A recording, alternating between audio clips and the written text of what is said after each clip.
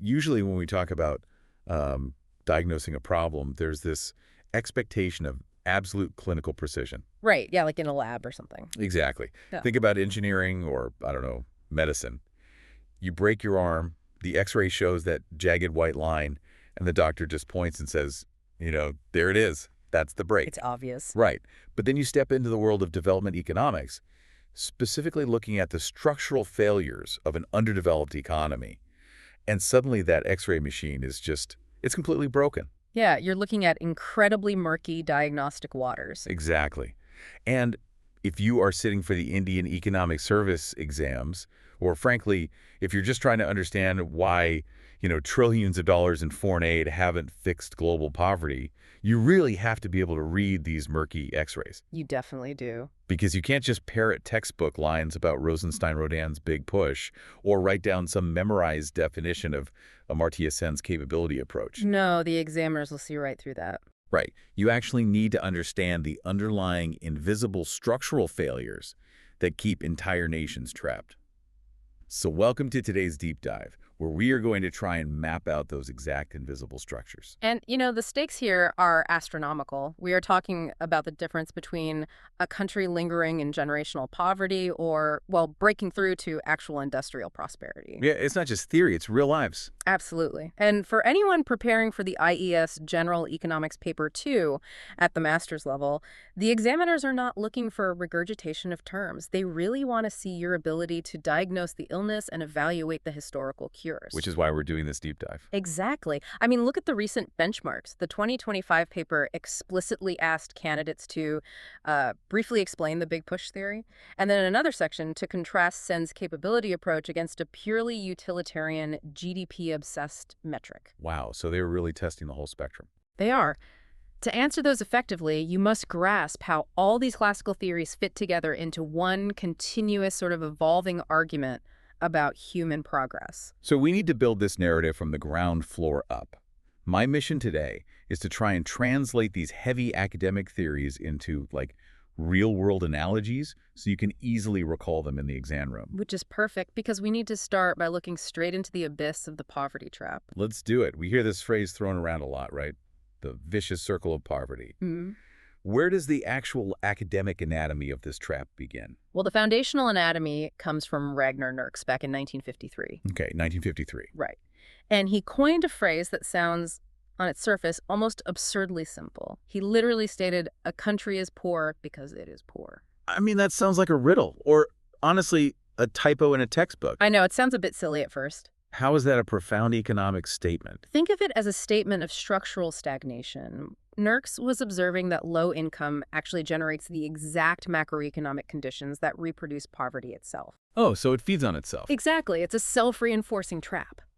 He mapped out this circular constellation of forces that act and react upon one another. And the brilliance of Nurks is that he didn't just point to one vague problem, He mapped out two very specific interlocking loops. Interlocking loops. Yeah, a supply-side loop and a demand-side loop. Let's walk through the mechanics of that supply side first. Yeah. If I'm trying to picture this, I imagine a subsistence farming village in the 1950s. Where does the loop actually start? It begins with the fundamental reality of low aggregate income. In a subsistence environment, almost every single calorie of energy, every single cent earned, goes immediately toward basic survival. Right. Food, rudimentary shelter, maybe some clothing. Exactly. Because the income is so depressed, the society generates virtually zero surplus. So in economic terms, low income necessitates low savings. And savings aren't just, money sitting idle under a mattress somewhere. In a macroeconomic sense, savings are the fuel for the engine, right? Yeah, absolutely. Savings are the absolute prerequisite for investment. They're the pool of resources that a society sets aside to build for the future rather than just consume today. So if there's no savings, then this chronic savings deficit leads directly to the next point in the loop, which is deficient capital formation. A country cannot build physical capital like irrigation canals or tractors, rail networks, factories, if it hasn't saved the resources to fund them. Nor can it build human capital. You can't build universities or specialized training centers if everyone is literally just trying to scrape together enough food for Tuesday. Right, which forces the economy into the final devastating turn of the loop. Because you have no capital formation, you are entirely reliant on rudimentary labor. Like manual labor. Yeah.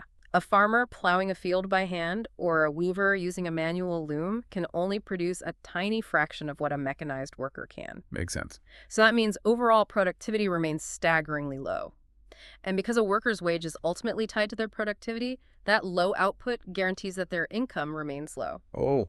And the loop closes. Low income dictates low savings, which prevents capital formation, which traps productivity at the floor, which ensures the income stays low for the very next generation. It's terrifyingly logical when you lay it out like that. You can't buy the tools you need to make more money because you don't have enough money to buy the tools in the first place. Exactly, but Xerxes didn't stop there. He said there is a second loop spinning at the exact same time. The demand side. Yes, the demand side. And this one's arguably even more insidious because it basically kills the incentive of the entrepreneur. Okay, how does that work? We start again at low income, but instead of looking at savings, this time we look at consumption. Because the population has such low income, their purchasing power is virtually non-existent for anything beyond basic staples. So if nobody has any disposable income, the overall market size just shrinks down to nothing. Exactly. And that small market size acts as a massive deterrent. Imagine you are a private investor or an entrepreneur looking at this economy. Okay, I'm an investor. You might actually have access to foreign capital. You might have the blueprints for a massive, highly efficient, state-of-the-art manufacturing plant.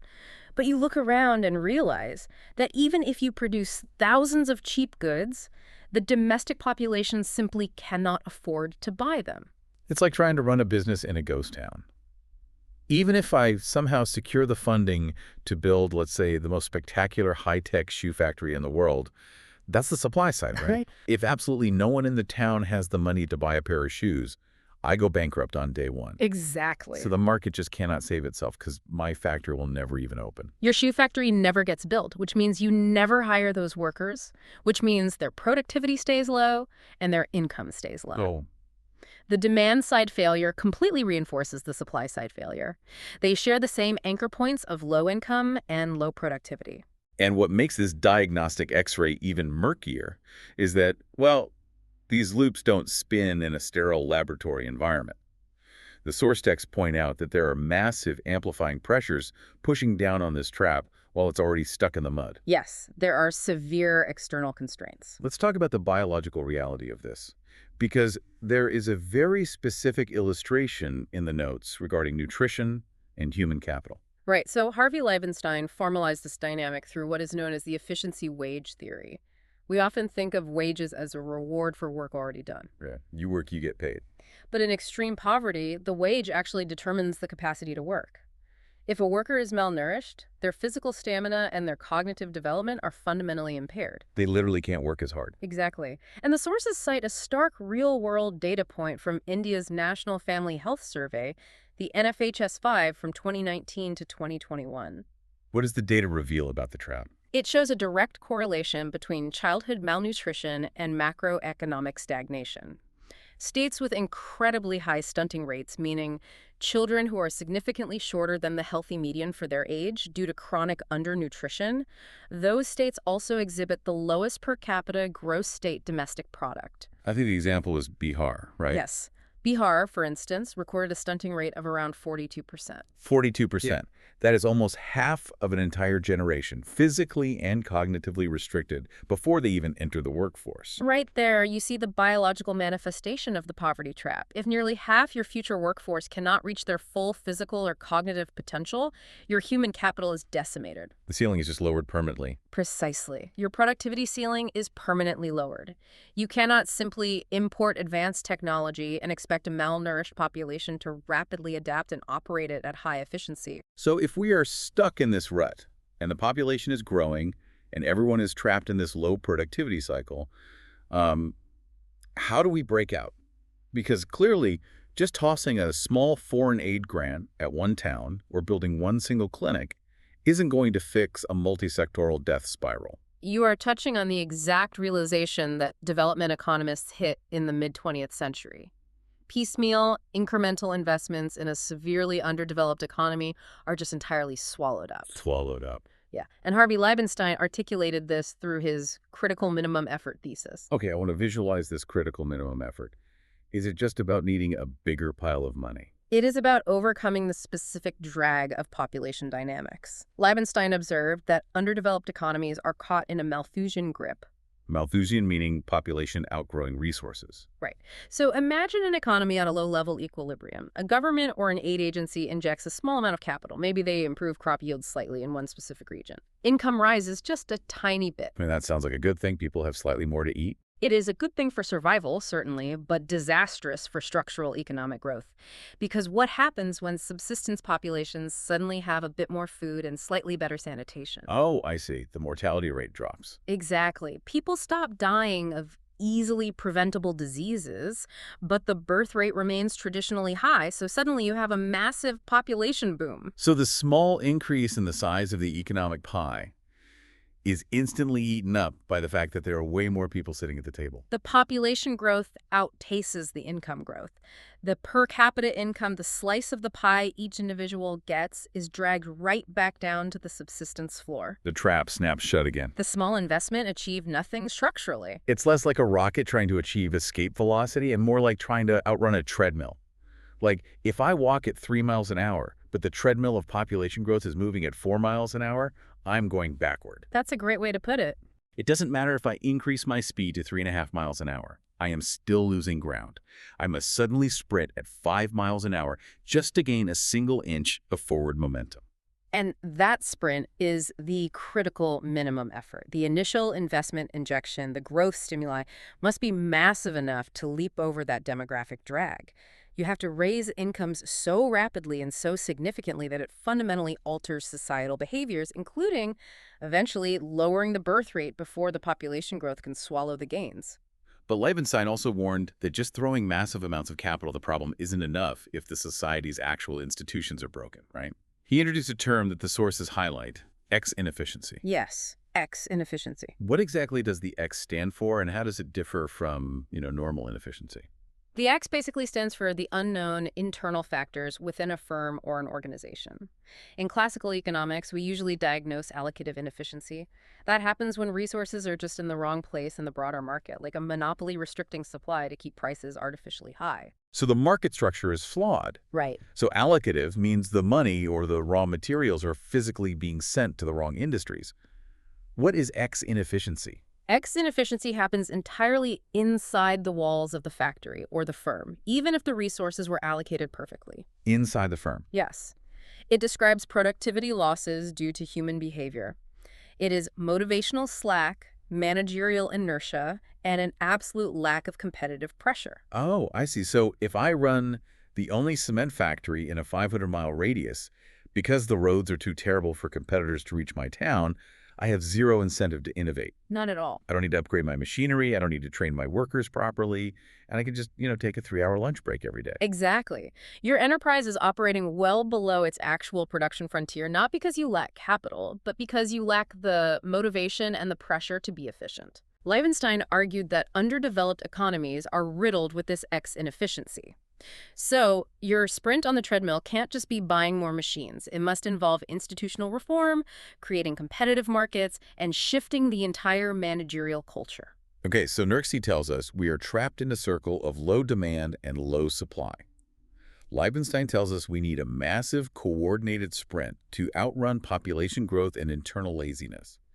How on earth do we actually organize that sprint? Where do we even aim? This brings us to one of the most famous debates in economic history, and directly to that 2025 IES exam question, the debate between balanced and unbalanced growth. This is the big one. Yes. Let's start with the doctrine of the big push, formulated by Paul Rosenstein-Rodan in 1943. Okay, let's frame this exactly as the examiner would want to read it. If I could briefly explain the big push theory in an exam, what is the core narrative? Rosenstein-Rodan argued that poverty in low-income countries cannot be escaped by developing one industry at a time. The reason is that each industry's success depends intimately on workers in other industries having enough income to buy its products. Which goes back to the demand trap. Exactly. Therefore, you need a massive coordinated investment push across a wide range of industries simultaneously, hence the big push. It is the ultimate sledgehammer to Nurx's demand-side trap. You go back to my ghost town analogy. Yep. Rosenstein-Rodan is saying you can't just build the shoe factory. You have to build the shoe factory, a textile mill, a food processing plant, a brick kiln, and a furniture factory all in the exact same day. The simultaneous creation of mutual demand. There are 3 core pillars you really must articulate when discussing this in an exam context. First is the concept of indivisibilities and external economies. Okay, indivisibilities. Rosenstein-Rodan noted that infrastructure, what we call social overhead capital, like a power grid or a railway, is lumpy. You can't build half a power plant. Right, that wouldn't do anything. You have to build the whole thing, which requires a massive, indivisible chunk of capital up front. And the second pillar? The complementarity of demand. This is the shoe factory and the textile mill buying from each other. But the crucial insight here is the massive gap between the private return of an investment and the social return. Let's translate that gap. Because in a textbook, they usually just draw a very dry graph with X and Y axes and dashed lines, and it's easy to tune out. But what does that gap actually feel like to an investor? Imagine you are taking out a massive loan at a 5% interest rate to build a clothing factory in an underdeveloped region. Okay. If you are the only person building a factory that year, the domestic market is so poor that nobody can buy your clothes. Your individual return on that investment is maybe 2%. You are losing money. I'm bleeding cash. From a private investor's perspective, the rational choice is to just walk away. I go bankrupt. The investment never happens. But imagine if, through some absolute miracle of coordination, 50 other entrepreneurs decide to build 50 different factories in your neighborhood on the exact same day. Okay, suddenly things change. Drastically. Suddenly, all of those new workers are earning wages, and they need to buy clothes. Because of the sheer presence of your neighbors, your clothing factory's return on investment jumps from 2% to 10%. Wow. You are suddenly making a fortune purely because of the aggregate demand created by the other industries. That massive leap from losing money in isolation to making a fortune together, that is the social return. Precisely. And the free market, acting purely on individual self-interest, cannot coordinate those 50 entrepreneurs. They can't read each other's minds, and nobody wants to be the first to risk bankruptcy. Obviously not. So the big push theory argues that because the social returns of simultaneous industrialization so vastly exceed the private returns, the state must step in. The government. Yes. The government has to act as the grand conductor, forcing the simultaneous investment across the board to push the entire economy past the threshold. I mean, that sounds absolutely utopian, like a beautiful, mathematically perfect model. But I have to push back here. Go ahead. We are talking about severely underdeveloped countries. We just spent 20 minutes establishing that they have absolutely zero savings, broken infrastructure, and starving populations. Where is this omniscient government supposed to find the astronomical amount of capital needed to build 50 industries at once? It's a huge problem. And even if they found the money, how do they manage it without massive corruption and, X inefficiency? You have just articulated the devastating critique leveled by Albert Hirschman. Oh, really? Yes. Hirschman looked at the big push and essentially laughed at the premise. He pointed out the fundamental paradox. He said, if a country actually possessed the massive capital, the brilliant administrative capacity, and the simultaneous entrepreneurial talent required to execute a big push, well, it wouldn't be an underdeveloped country in the first place. Exactly. You're asking a man who can barely crawl to suddenly execute a perfectly choreographed ballet. So Hirschman introduces the pragmatic counter-strategy, unbalanced growth. He argued that we should not fear disequilibrium, we should deliberately engineer it. Deliberately engineer it. Yes. Instead of spreading your incredibly scarce capital dangerously thin across 50 industries, you concentrate it entirely into 1 or 2 strategic leading sectors. You intentionally create severe imbalances and bottlenecks. What, you want to create bottlenecks? Usually bottlenecks are the things crashing the economy. Why would a government engineer a crisis? Because a bottleneck creates intense economic pressure, and pressure creates massive profit opportunities. Hirschman believed that the real scarcity in poor countries isn't just money, it is the ability to make investment decisions. The ability to decide. Right. By creating a glaring shortage or massive demand in one specific area, you compel the private sector to act. You make the investment decision obvious. Okay, let's look at the mechanics of how this works on the ground. Hirschman talks a lot about linkages. Backward linkages and forward linkages. Let's use a tangible example. Say the government blows its entire limited budget on building one massive state-of-the-art steel plant. Okay, that steel plant is your strategic imbalance. Yeah. Now, what happens the day that plant turns on? It needs raw materials. Exactly. It immediately requires thousands of tons of coal, iron ore, and heavy machinery to operate. By creating this massive, guaranteed demand for raw materials, the steel plant stimulates frantic investment in upstream industries.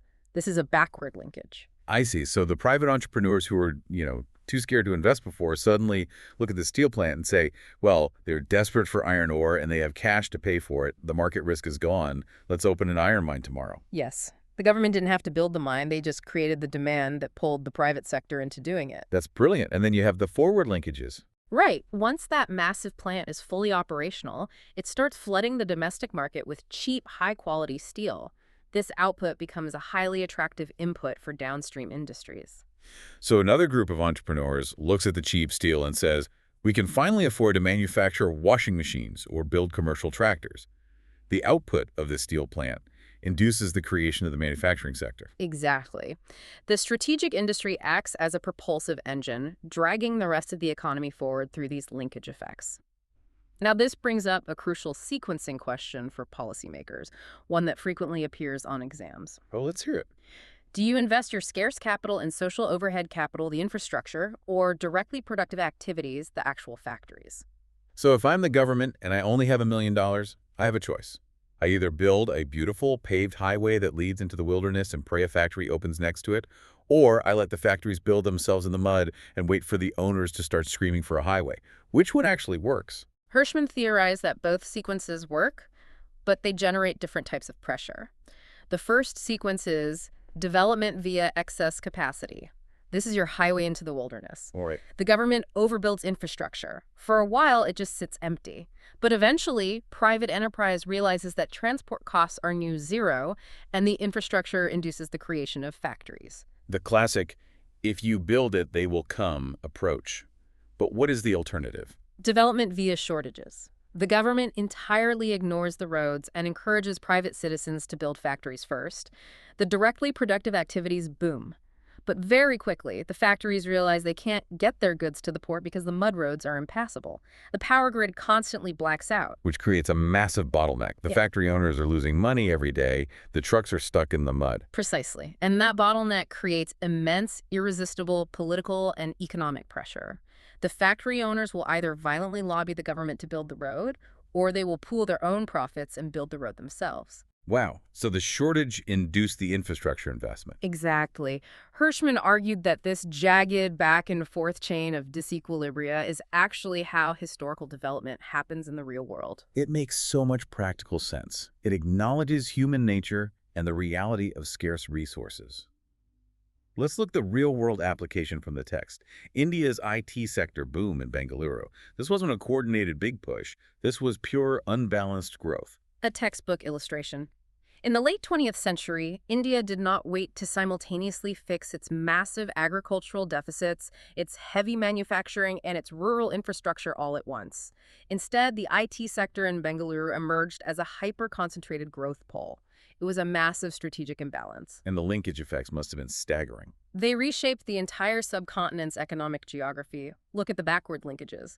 The explosive demand for software engineers created a massive backward pull on the education sector. Because they needed the talent. Yes. It stimulated the creation of thousands of private engineering colleges and technical institutes across the country. It forced massive upgrades in telecom infrastructure because the IT firms demanded reliable international bandwidth. And the forward linkages. The expertise and infrastructure generated by the IT boom made India the global hub for IT-enabled services. It spawned the massive business process outsourcing industry, customer support networks, and data analytics firms. It's incredible. The IT sector was the single propulsive engine that pulled millions of workers into the middle class without waiting for the rest of the economy to develop in perfect balance. So we have the diagnosis of the trap from Nurks, the utopian coordinated escape plan from Rosenstein-Rodan, and the pragmatic, messy, bottleneck approach from Hirschman. Right. But whether you push all at once or pull one sector at a time, what does this transformation actually look like for the human beings on the ground? What happens to the structure of the society itself? That requires us to shift our lens from strategy to historical mechanics. We need to look at how economies transition over time. And the most famous and perhaps most controversial linear framework for this is W. Rostow's Stages of Economic Growth, published in 1960. This was essentially presented as the universal blueprint for national prosperity, wasn't it? Oh, absolutely. Rostow explicitly subtitled his work A Non-Communist Manifesto. It was the height of the Cold War, and he was offering an alternative to Marxist historical materialism. Rostow argued that every single society, regardless of its unique culture or geography, must pass through 5 sequential stages of development. Let's walk through the mechanics of these stages, because the transition points are what really matter. Stage 1 is the traditional society, which sounds exactly like the Nerxian trap we discussed earlier. It is. A traditional society is entirely pre-industrial. The vast majority of the population is engaged in subsistence agriculture. The key defining feature, according to Rostow, is that Newtonian science is absent from production. No systematic application of modern technology. Right. The social hierarchy is incredibly rigid, often based on land ownership, and fatalism dictates the culture. People simply do not believe progress is possible. But then something causes a crack in that rigid structure. How does a society transition into stage 2? The preconditions for takeoff. What is the friction that causes the shift? The friction usually comes from an external shock. It could be an intrusion by a more advanced foreign power or the sudden opening of global trade routes. This shock disrupts the fatalism. Suddenly, the idea that economic progress is possible and necessary for national dignity or survival takes hold. So it's a profound psychological and cultural shift before it is an economic one. Absolutely. You start to see the emergence of a new breed of individuals, an entrepreneurial class willing to take risks. Right. You see the first rudimentary investments in transport infrastructure and the establishment of centralized national states. The society is essentially building the launch pad. Which leads to stage 3, the most famous part of this theory, the takeoff. This is the critical inflection point. It spans roughly 2 or 3 decades. Rostow is very specific about the mechanics here. The rate of productive investment must suddenly jump from around 5% of national income to over 10%. That is a massive leap in capital accumulation. Where is that money going? It pours into 1 or 2 rapidly growing manufacturing sectors. Think of the textile industry in 18th century Britain, or the railroad boom in the 19th century United States. These leading sectors drive rapid industrialization, and growth becomes a self-sustaining, normalized condition. And once you survive the takeoff, you enter stage 4, the drive to maturity. This is the long, grinding period, perhaps 40 to 60 years, where the technology developed in the takeoff phase cascades through the entire economy. Everything gets modernized. Yeah, the economy diversifies. It's no longer just textiles, it's chemicals, electrical equipment, machine tools. The nation integrates deeply into the international economy, and investment climbs to 10 to 20% of national income. Finally culminating in stage 5, the age of high mass consumption. Where the leading sectors shift entirely toward durable consumer goods and services. The society has enough surplus wealth to allocate resources towards social welfare and security. Rostow pointed to the United States in the 1920s with the proliferation of the automobile and suburban housing as the prime exemplar. Okay, I have to stop here, because looking at this 5-stage model from a modern perspective, Yeah. the arrogance is almost breathtaking. It's very much a product of its time. It is incredibly Western-centric. It basically assumes that the specific historical trajectory of Great Britain and the United States is the absolute unimpeachable law of physics, and every other nation in the global South is just a younger, lagging version of Britain that just needs to follow the exact same steps. Your reaction is the exact foundation of the dependency school critique, which emerged forcefully from Latin American economists like Raoul Prebisch and thinkers like Andre Gunder Frank. They completely rejected Rostow's universalism. What was their counter-argument? Yeah. Because you can't deny that Britain industrialized first. They didn't deny the history, they reinterpreted the relationship. The dependency school argued that underdevelopment is not an original, natural stage 1 that everyone starts at. Oh, interesting. Instead, they argued that underdevelopment is a structural condition actively produced and maintained by the global capitalist system. Wait, actively produced. So poor countries aren't just behind. They're being actively kept poor. Precisely. They introduced the concept of the global core and the global periphery. The wealthy, industrialized nations are the core. The developing nations are the periphery. Yeah. The historical reality, according to this critique, is that the core developed precisely by extracting raw materials, cheap labor, and wealth from the periphery through colonialism and unequal trade agreements.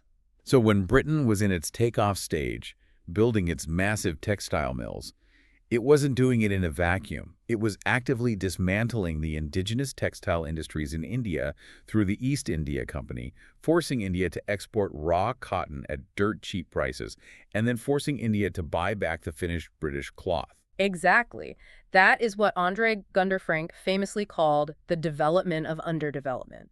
The colonial experience wasn't a helpful precondition for takeoff, as Rostow implied. It was the systematic destruction of local economic structures to serve the core. Wow. Therefore, telling a post-colonial nation today to just follow Rostow's steps is intellectually dishonest because the global playing field is fundamentally rigged. The periphery surplus is constantly draining into the core. That is a massive paradigm shift. It means you can't just fix a country by tweaking its internal investment rate. You have to look at its position in the global supply chain. But whether we accept Rostow's stages or the dependency critique, there is still the physical reality of moving millions of peasant farmers into modern factories. Yes, the labor shift. How does that labor actually shift? To understand the physical movement of human beings during industrialization, we have to look at Arthur Lewis. In 1954, he published the Lewis dual sector model, which is arguably the most influential paper in all of development economics. If Rostow was giving us a historical timeline, what is Lewis giving us? Lewis is giving us structural space. He posited an economic dualism. Imagine an underdeveloped country split into two completely separate universes operating side by side. On one side, you have the traditional subsistence agricultural sector. And what defines the reality of this agricultural sector? We touched on this with NERCs, but Lewis gets more specific, right? The defining feature is massive disguised unemployment. There is an enormous surplus of labor packed onto tiny plots of land. Lewis argued that the marginal product of labor, the MPL, in this sector is essentially zero. Let's break down zero marginal product, because that's a key term. If I have a family farm and 10 people are working on it, they produce a certain amount of wheat. If I pull 2 of those people off the farm and send them to the city, the remaining 8 people can easily pick up the slack. Total wheat production does not drop a single grain. Exactly. Those 2 workers were disguised unemployed. They were eating, but they weren't actually adding any extra output to the farm. Now look at the second universe. The modern, capitalist, industrial sector. This sector is dynamic, uses advanced capital, and generates a profit. So how do these 2 universes interact? Here is the brutal genius of the Lewis mechanism. Because there is an effectively unlimited supply of surplus labor trapped in agriculture with a zero marginal product, the capitalist industrial sector can hire as many rural workers as it wants at a fixed subsistence level wage. Wait, that violates basic supply and demand. Usually, if a factory expands and starts hiring hundreds of new workers, the demand for labor goes up, which forces the factory owner to raise wages to attract people. But from the perspective of the factory owner, the supply of labor is infinite. As long as there is an endless line of desperate, underemployed farmers willing to work for just enough money to survive, the capitalist doesn't have to raise wages by a single cent, no matter how massively the industrial sector expands. Oh man, so what happens to all the massive profits the factory is generating? The workers certainly aren't seeing it in their paychecks. The capitalists capture the entirety of the productivity gains as massive surplus profits. And in Lewis's model, it is assumed that capitalists behave like classical capitalists. They reinvest that entire surplus into building new capital. They buy more machines, they build a second factory, then a third. I see the engine now.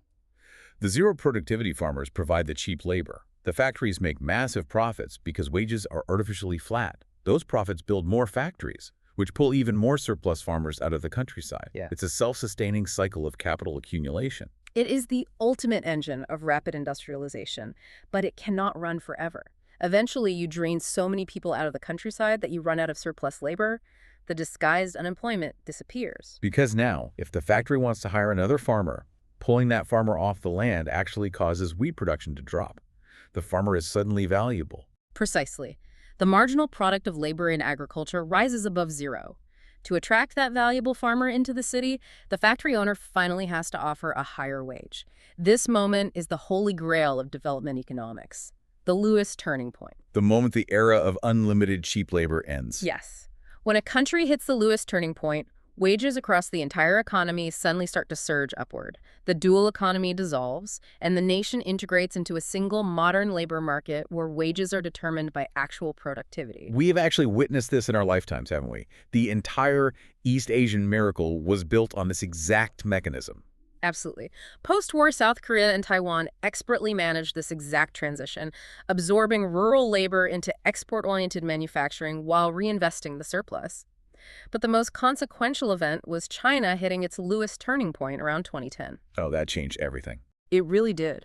For decades, the global economy relied on China's seemingly infinite pool of cheap rural labor to keep manufacturing costs low.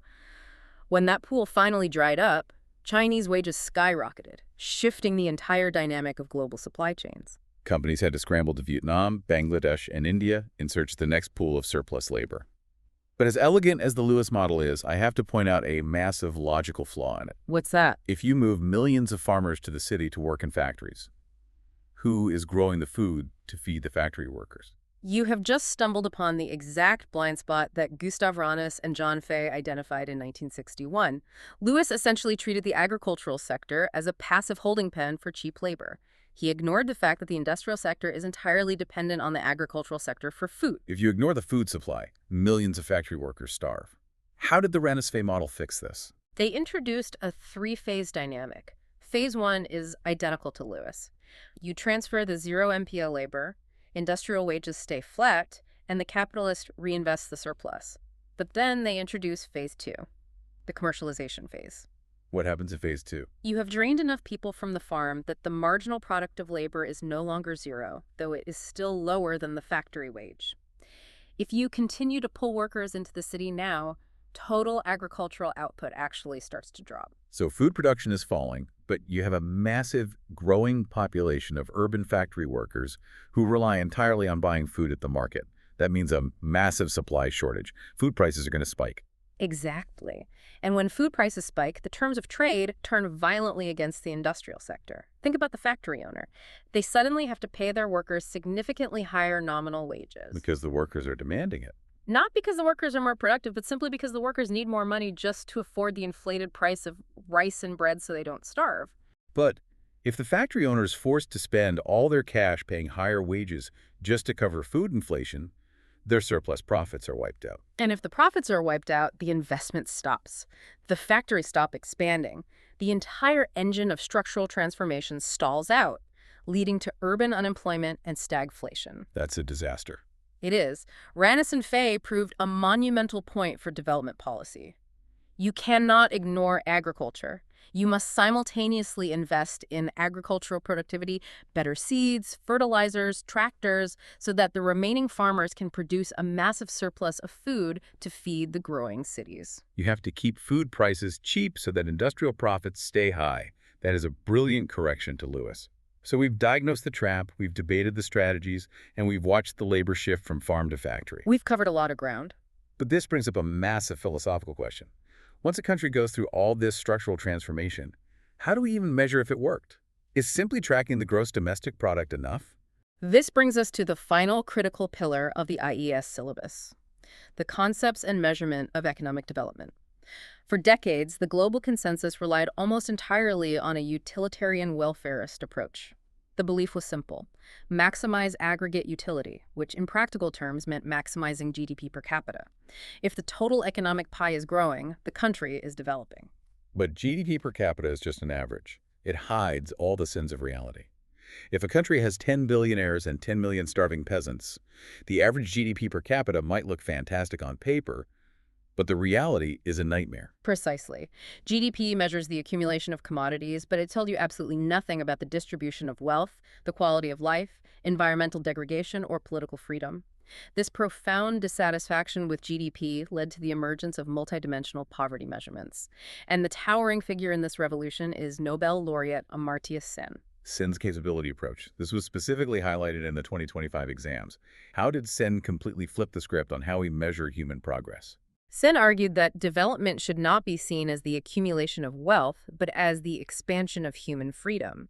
He drew a crucial distinction between what he called functionings and capabilities. Let's break those down. What is a functioning? A functioning is a state of being or doing. It is an achievement. Being well-nourished, being educated, participating in a community, taking part in political life.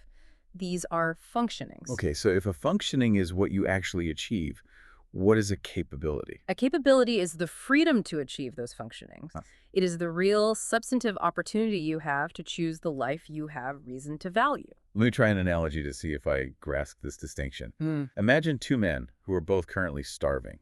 Their functioning is exactly the same. Yeah, They're both lacking nutrition. right. But let's say the first man is a destitute peasant who has absolutely no access to food. Yeah. The second man is a wealthy monk who is voluntarily fasting for religious reasons. That is the perfect illustration. Their functionings are identical, neither is eating. But their capabilities are entirely different. The monk has the capability, the freedom, to walk into a kitchen and eat a banquet whenever he chooses. He is exercising his agency to fast. While the peasant has no choice. Exactly. Therefore, the monk is developed and the peasant is impoverished. Sen argued that public policy should focus on expanding capabilities, the freedoms, not just forcing functionings or raising income. Income is merely a means to an end. It is not the end itself. And this approach completely revolutionizes how we look at gender and development, doesn't it? Absolutely. The capability approach puts women's agency at the absolute center of development. Under a purely utilitarian GDP model, if you give a household a cash transfer, the household income goes up and you declare a victory. Right, because the numbers look better. But Sen asks, who controls that money within the household? If cultural norms prevent a woman from leaving the house to spend that money, or if she has no say in whether her daughter goes to school, her capabilities have not expanded at all. The wealth of the nation means nothing if half the population lacks the agency to utilize it. So how did the international community actually translate Sen's high-level philosophy into a metric that could replace GDP? They created composite indices. The first major attempt was the Physical Quality of Life Index, the PQLI, developed in the 1970s. It ignored income entirely and just measured basic literacy, infant mortality, and life expectancy. Oh, totally moving away from money. Yeah. Later came the Human Poverty Index, the HPI, which measured deprivations rather than achievements. But the absolute gold standard, directly inspired by Sen and developed by the UNDP in 1990, is the Human Development Index, the HDI. The HDI, this is the metric everyone looks at today. What are the three components it measures? It measures a long and healthy life, captured by life expectancy at birth. It measures access to knowledge, captured by mean years of schooling for adults and expected years of schooling for children. And finally, it measures a decent standard of living, captured by gross national income per capita, adjusted for purchasing power. So it brings income back into the equation, but only as 1/3 of the picture, alongside health and education. Exactly. It acknowledges that you need resources, but values how those resources are translated into human well-being. However, even the HDI has severe limitations that you must be aware of for the exams. Like what? It still struggles to capture inequality, though the inequality-adjusted HDI attempts to fix this. Yeah. It doesn't measure political freedom, environmental sustainability, or human security. It is a vast improvement over GDP, but it is still just a proxy for true human capability. We have covered a massive expanse of intellectual terrain today, from the suffocating trap of NERCs, through the massive strategic debates of Rosenstein-Rodan and Hirschman, the historical mechanics of Rostow, Dependency, Lewis, and Ranus-Fay, all the way to how we measure the ultimate human outcome with Sen and the HDI. It's a lot to take in. It is. So for the listener preparing for the 2026 IES exams, let's distill this. How should they synthesize this deep dive into actionable exam strategy? Based on the trajectory of the questions, you need to be prepared for 3 highly probable analytical patterns. Number 1, you will likely be asked to critically compare development strategies. If they ask you about the big push versus unbalanced growth, don't just list definitions. Right, use the analogies. Tell the examiner about the neighborhood factory.